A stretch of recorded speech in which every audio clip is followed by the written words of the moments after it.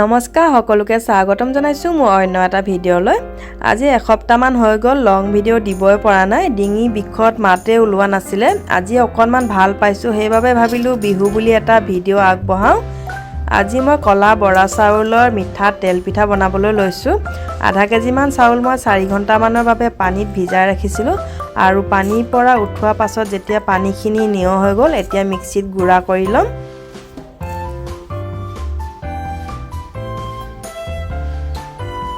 মিক্সিত চাউলখিনি গুড়া কৰা হৈ গ'ল আৰু এতিয়া মই গুড়খিনি এনেকৈ কাটি লৈছোঁ।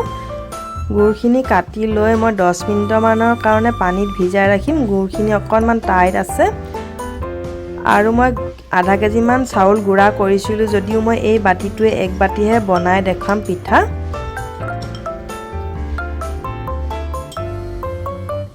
আৰু এতিয়া গুড়ৰ পানীখিনি ইয়াতে দি দিছোঁ।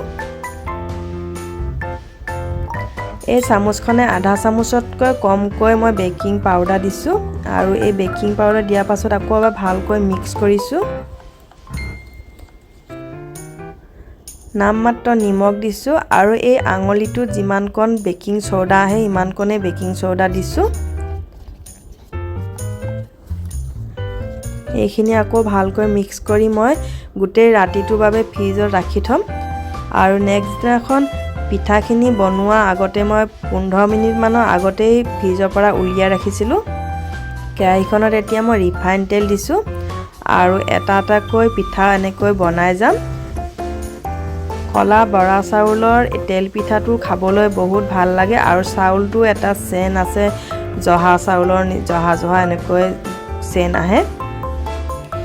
যিসকলে নতুনকৈ পিঠা বনোৱা শিকি আছে তেওঁলোকে এই ভিডিঅ'টো চাই উপকৃত হ'ব বুলি ভাবি মই ভিডিঅ'টো আগবঢ়াইছোঁ।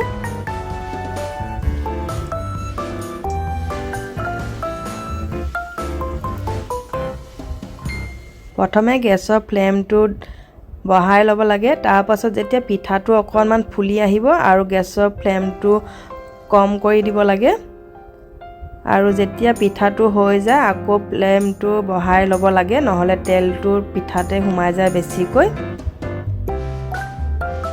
এনেকৈ মই এটা এটাকৈ পিঠাখিনি বনাই ল'লোঁ।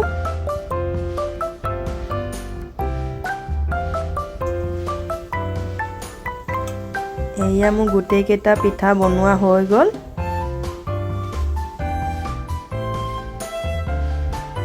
কলা বৰা চাউলৰ মিঠা তেল পিঠা ৰেডি হৈ গ'ল।